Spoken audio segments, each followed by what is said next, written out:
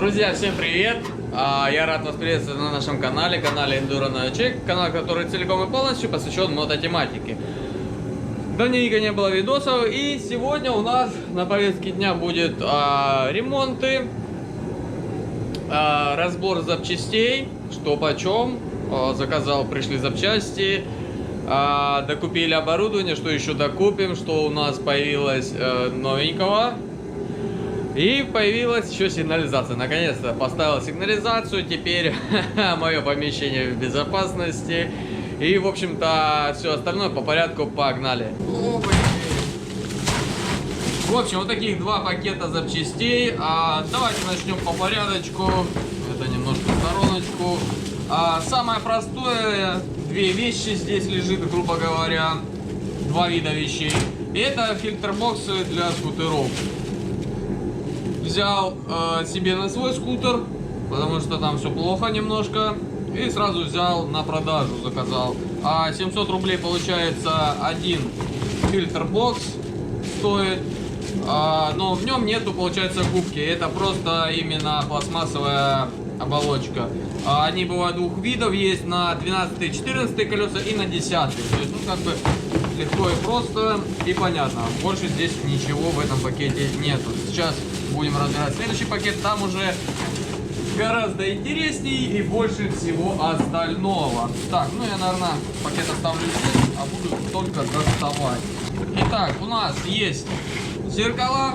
Это зеркала для скутера, тоже расходничек. Ну, самые простые, что можно найти на рынке, 500 рублей за комплект. В целом, не знаю, я с этими зеркалами прошлое лето отъездил, откатал. И как бы, ну, ничего страшного, плохого, критического не произошло. Дальше вот такие откидные лапки. Они есть немножко изогнутой формы и есть прямые. Получается 600 рублей. Получается одна лапка. Вот такая вот цена. Так, поехали дальше. То, что мне прям такое необходимое было, то, что я заказывал. Получается, прокладочки под поршневую, под голову, под ЦПГ. Это получается CG. Это нижневальный мотор. Для него я заказал себе 5 комплектов на будущее, потому что, ну, частенько приезжают, приходится делать, ездить, покупать, бесит, очень бесит, когда этого нету. 350 рублей один комплект. Сразу еще также попутно свой скутер делаю. 200 рублей на него, правда, подешевле, ну, поприятнее, конечно. 200 рублей тоже комплект стоит для скутера. Это для 80 кубиков. У меня 80 кубиков. О, вот то, что, блин, искал очень давно. То, что искал очень давно и нашел, это, получается, гайки закрытые.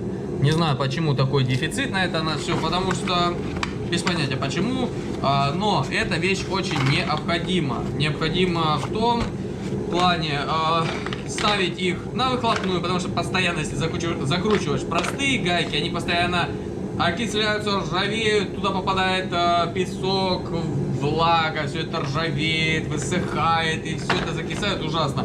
С закрытыми гайками такого не происходит. Далее у нас идут кнопки. Да, давайте даже достану. Кнопки, правда, по цене 550 рублей. Я вообще охренел. Вот такие вот кнопки. Это простые кнопки. Включить-выключить и электростартер тут же.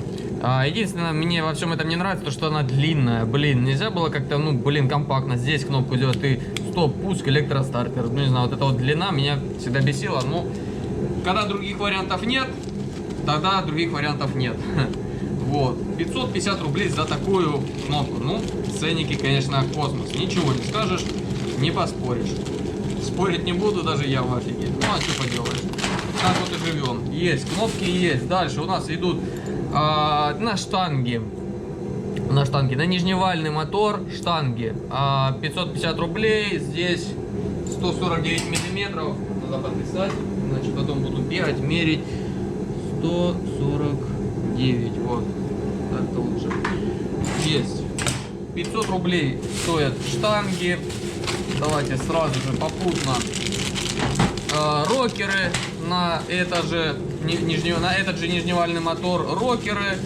Тоже взял комплект, потому что в прошлый раз сделал. Приходилось покупать, а ценники еще больше. В магазинах ценники еще больше. Блин, ну это вообще жестко. А 1200, вот такая вот получается часть для рокеров. В общем, ну блин, 1200, ну дороговато. И также ответная часть, это нижние рокеры, тоже для него. Они стоят 500 рублей. Ну, итого 700 рублей за все это дело. Ну, дороговато, да, не поспоришь, но в наличии нужно иметь, потому что бывает такое, выходные, бывают праздники, бывает еще какая-нибудь фигня, магазины то работают, то не работают. И, в общем-то, вот в этом плане мне это очень-очень не нравится, поэтому я стараюсь держать у себя ассортимент. Так, ну и вроде бы все по этим моторам. Дальше у нас идет генератор. Это я взял для своего мотоцикла генератор, потому что, ну блин, у меня, похоже, сгорел генератор, попала искра. Менял, мерил, проверял, получается, как ее называют, катушку зажигания, она нормальная. Менял коммутатор, потому что его я не знаю как проверить. Его подменял на новый, результата нету. Начал проверять сам генератор, показания у него были маленькие. Именно на катушке, которая отвечает за питание, получается, на коммутатор. Вот, на ней маленький показатель. И вследствие чего я купил новый генератор. Стоит он 1300 рублей. Ну, имеем что имеем, скажем так. Далее у нас идет такие вот части, как храповый механизм. И это для вот питбайка на заднем плане. Для него храповый механизм. О нем мы поговорим попозже, покажу, расскажу. И получается для него же полумесяц есть. Это готово. Дальше также на свой скутер я взял что это такое, натяжитель ГРМ, потому что мой натяжитель ГРМ выглядит немножко неправильно, скажем так. Он немножко неправильный, мне это не нравится, потому что это мой скутер и, нет, я поставлю то, что должно быть, есть. Стоит он 250 рублей. Дальше, цепи ГРМ для него же, для своего скутера взял 300 рублей цепи, ничего обычного, цепи ГРМ. И остались боксаторы. Боксаторы, странное дело, поставщики почему-то продают боксаторы и заказывают. Здесь написано, ну доверьтесь мне, думаю вы не увидите, антибуксатор на стальной обод 18. И пофигу какая у него ширина, на 18 обод у них идет 1,85. А ребята у меня покупают, у них обода получается 2,15. 1,85 для них мало. Я такой, ну, у поставщиков говорю, давайте посмотрим, какие есть еще. Они дают мне, короче, 2,50. Это на 21 обод, который уже 21 обод. Переднее колесо, оно всегда уже, чем заднее. Это 100%. 100% он уже, чем задний. Но почему-то он 2,50 и он шире, чем задний. Я вообще этого не понимаю. Ну, блин, имеем, что имеем. Буду искать еще. Стараться общаться с другими поставщиками и заказывать именно по размерам. Буксаторы, получается, ну, 600 рублей, 600 и 650 рублей. Те, которые пошире 2,50 на 21 обод, они идут по 650 рублей, 1,85 по 600 рублей. И все, на этом покупочки закончились. Все, сейчас убираем и начинаем общаться за ремонт техники.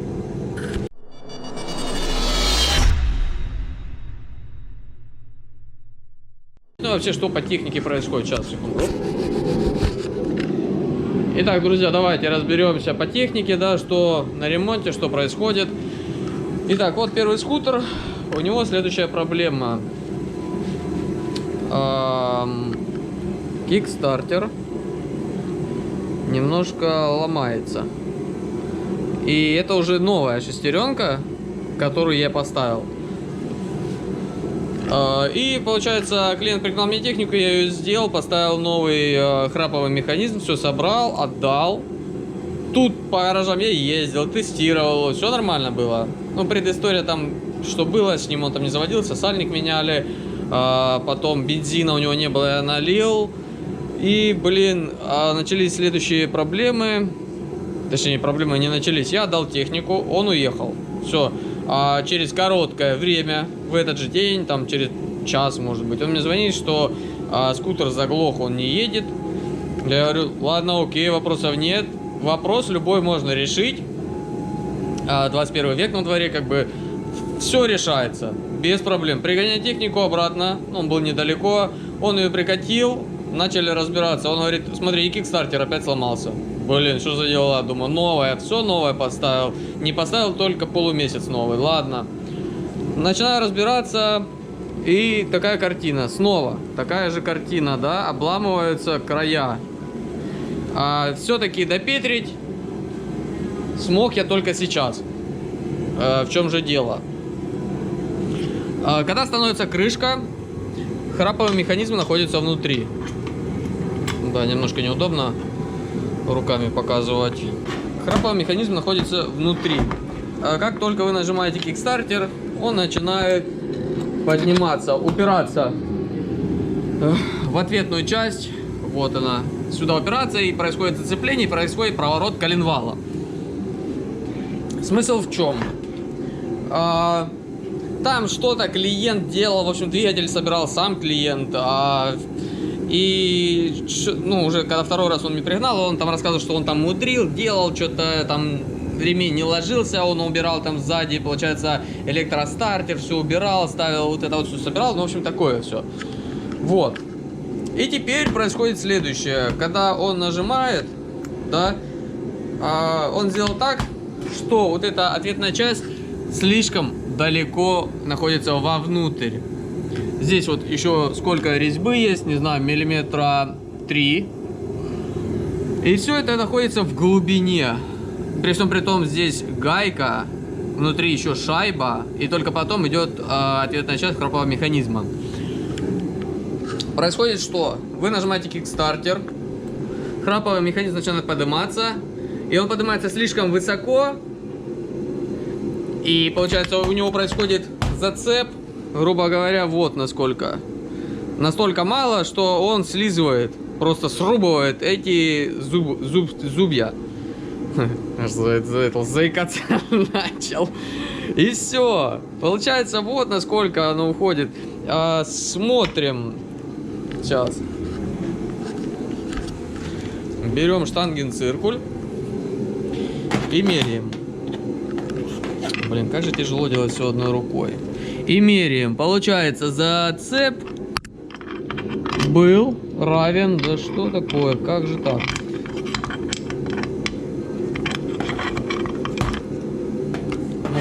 Вот, да, да, отлично.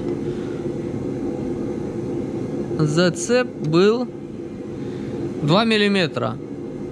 Ну, грубо говоря, 2 миллиметра.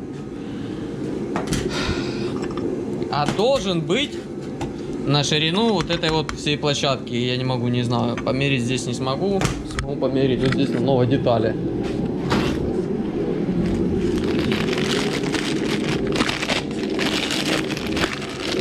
Вот она. Новая деталь. И здесь зацеп составляет, ну, 5 миллиметров, грубо говоря. 5,5. И разница есть, да, как бы в 2 раза меньше, по сути. Нам нужно делать следующее. Сейчас разобрать эту часть и поднять храповый механизм, поднять, я имею в виду, подвинуть сюда шайбами на 2,5 миллиметра минимум. Можно даже больше, 3. И все это дело пробовать, собирать. Ну, в общем, вот такое вот корчестроение, все это дело. Когда все собрано не оригинально, скажем так, это намного тяжелее. И не всегда получается с первого раза понять проблему, и почему так происходит, и все такое. Вот. И все. И проблема уйдет. Я уверен, на все 100% здесь все нормально, все посадочные нормальные. Резьбы мы восстанавливали под крышечку. Здесь все good. Отлично. Проблема только вот в этом. Все, остается сделать только это, и все, и скутер будет заводиться без проблем. Сложно было сразу понять этот нюансик, скажем так. Этот нюансик, так нюансик. И все это сделается, и будет ездить долго и счастливо. Есть, с этим разобрались. Далее. Вот этот желтый Пикачу. Пикачу в натуре. Это мой скутер. Первое, на что нужно обратить внимание, фильтр-бокс, за который я вам говорил. Вот он, да. Бензинчик полился. Да, вот так вот я и ездил. Все началось с того, что я начал готовить его к сезону. То есть сейчас уже буквально на следующей неделе будет жара. И нужно будет ездить. И я думаю, надо его завести, проверить. Потому что зимой я его заводил, он дымил жестко. Я думаю, ну надо лезть, смотреть, проверять, делать, собирать, в общем. Без вопросов. Начали все это дело делать. Выяснилось следующее. Первое. Какого-то фига болталась цепь ГРМ, а какого-то фига именно вот этого фига. То есть здесь, я не знаю, цепь ГРМ, наверное, длинная стоит. Вариантов нету, то есть цепи все идут одинаковые. Нету на этот мотор какой-то другой цепи. Здесь, судя по всему, цепь слишком длинная стоит. Ее либо ставили, или я не помню, откуда она такая длинная взялась. И вот такой вот натяжитель ГРМ. Потому что цепь длинная, нужно добавить было. Я не знаю, кто-то менял, ставил все это дело. Было бы намного смешнее, если бы это был не мой скутер. Я бы смеялся больше. Но мне все равно. Я смеюсь и сейчас. Это смешно. Вот это смешно. Блин, ну что за колхоз? Лютый колхоз. Блин. Не знаю, ребята, не делайте так. Ладно, с этим разобрались. Цепь ГРМ под замену. Маслосъемные под замену. Потому что именно с них и текло масло при разборке. Это было видно по самому клапану. Смотришь вовнутрь и видишь, что клапан был мокрый. Вовнутрь вот сюда вот смотришь, фонариком светишь, и клапана мокрые. Все, с этим разобрались, уже поменяли маслосъемные. Все это разобрали, поменяли. Есть, с этим вопросов нету. Далее у нас, в общем, под замену идет, как и говорил, натяжитель, цепь ГРМ, кольца в хорошем состоянии, цилиндр в хорошем состоянии. В общем, все остальные элементы в хорошем состоянии. Их менять мы не будем. Подкинем новые прокладочки, которые я уже купил. Ну и вроде бы все. Все остальное выглядит в хорошем состоянии. Поменяем маслицо в нем. Ну и все. В принципе, двигатель будет собран, будет работать. Проблем с этим не будет. Все. Сезончик, я уверен, что я откатаю на нем вообще без проблем, без всяких. А я еще и думал, почему у него такой большой расход. Вроде бы скутер там маленький, все это, блин, маленькое. Но расход был почему-то великоват, ну, для него. А оказывается, дело вот было в чем. Ну, ладно. С этим разобрались. Далее. Следующий мой друг. Это тоже мой мотоцикл, наш проект, про который вы можете посмотреть видео на нашем канале. И с ним следующая беда, у него пропала искра, при всем при том, я его поехал на мойку, помыл, пофотографировал, я его продавал, нужны были деньги, я его выложил на продажу, все, поехал, пофоткал, на нем поехал, на нем приехал, его поставил, чистый, намытый, все, кайф. Ну, уже время прошло, деньги уже не нужны, я уже нашел их. И в целом я уже передумал продавать мотоцикл. Мне ребята говорят, погнали, жиганем. Я такой, фу, погнали. Выкатываю, делаю все манипуляции для того, чтобы его завести. А он не заводится, и оказывается, у него нету искры. Вследствие чего я начал все это дело проверять, разбирать, проводку трепать. В общем, сделал все, что необходимо. Но по моим предположениям и вычислениям, оказывается, проблема в генераторе. Ну, не понимаю, почему генератор просто так взял и сгорел. Вообще не понимаю. Ладно, я понимаю, когда там внутри что-то, да, болт открутился, он разбил обмотки там или еще что-то. Ну, такого вот плана. А когда он просто раз и все. Хотя перед этим я нормально съездил на мойку и вернулся. Ну, не знаю, Китай есть Китай, не знаю. Либо я сейчас ошибаюсь, либо Китай такой вот. Ну, ничего страшного в этом нету. Ладно, поехали дальше. Что у нас по обновлению по инструменту? Начнем с такого простенького и моего любимого. Ключи трещотки. Боже, какие они крутые. Ими работать одно удовольствие. Это просто смак. Смэк. Я не знаю, как правильно сказать. Это очень круто. Ну, инструментик прибавился. Купил вот такой вот зажимчик. И еще, ну, много всякого, я уже и не вспомню, что было. Ремень такой вот купил. Что еще? Ну, еще много чего буду докупать. Так, сейчас еще взгляну быстрым взглядом. Есть еще вот такой вот инструментик, тоже бывает необходим. Это в основном для скутеров. Когда откручиваешь, получается, заднюю часть, задний торк-драйвер, вот как правильно сказать. Вот. Ну и в общем-то еще много всякого, уже всего не вспомню, потому что я уже и не помню, что покупал. Знаю сейчас точно одно. Еще у нас в пути сейчас получается съемник для того, чтобы собирать двигателя двухтактные Honda, Dio и им подобные. Ну, в общем, любые двухтактные скутерные двигателя, потому что там идет жесткая посадка на коленвале. Я специальный съемник заказал, который будет просто втягивать, скажем так, коленвал в подшипник. То есть ты никаких усилий не прилагаешь. Это, ну, потом, когда он придет, я обязательно его покажу. Заказал его, он стоит 2,5, по-моему, тысячи. Раньше был дешевле, конечно, раньше было дешевле. Но мы покупаем тогда, когда все подорожало. Вот, с этим разобрались. Также еще купил съемничек специальный для того, чтобы снимать, как их называют, пальцы. Поршневые пальцы, потому что в последнее время очень частенько сталкиваюсь с тем, что ну туго выходят, бить молотком вообще не кайф, и, блин, ты тужишься, пыжишься, много сил тратишь и времени на это. И заказал съемник, тоже 2,5 что-то или 2,5 или 2000 в этом районе, вот. Обязательно заказал еще восстановление резьб, потому что сейчас очень часто скутера, вот эти вот крышки, блин, половины болтов не ставят, либо ставят как-то сквозные, то, что меня очень бесит.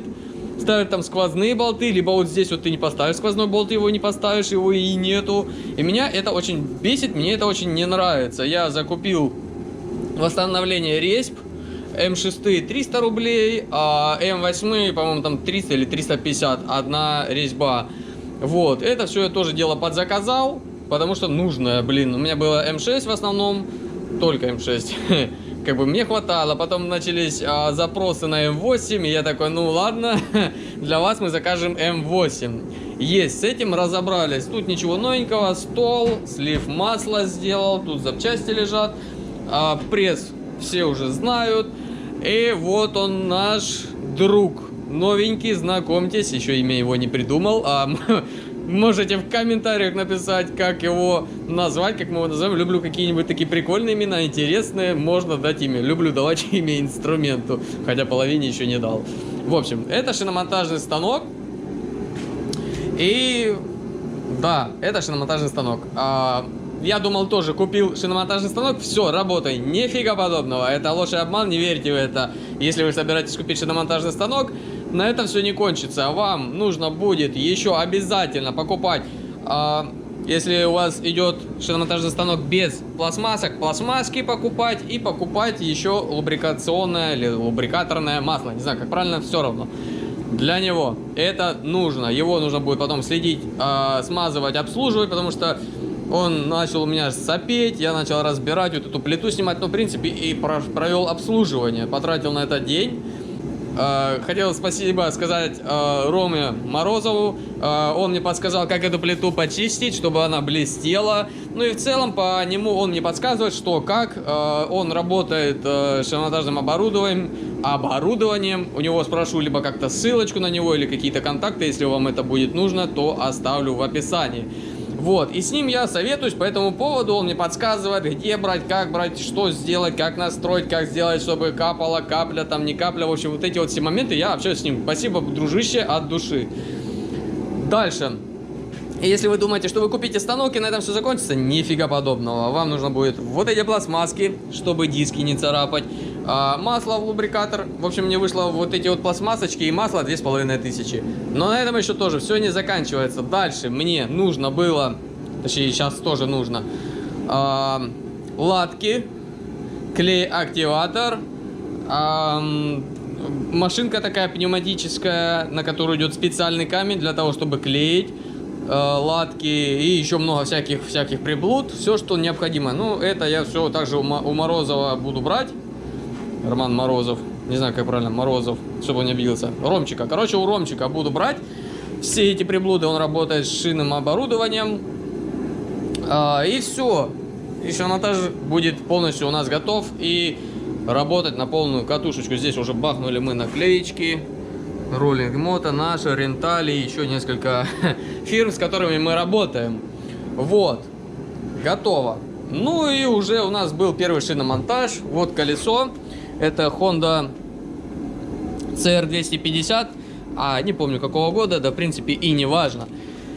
Это колесо мне привезли на переспецовку. Не переспецовку, а протяжку спиц и выравнивание, потому что там была проблемка с этим совсем.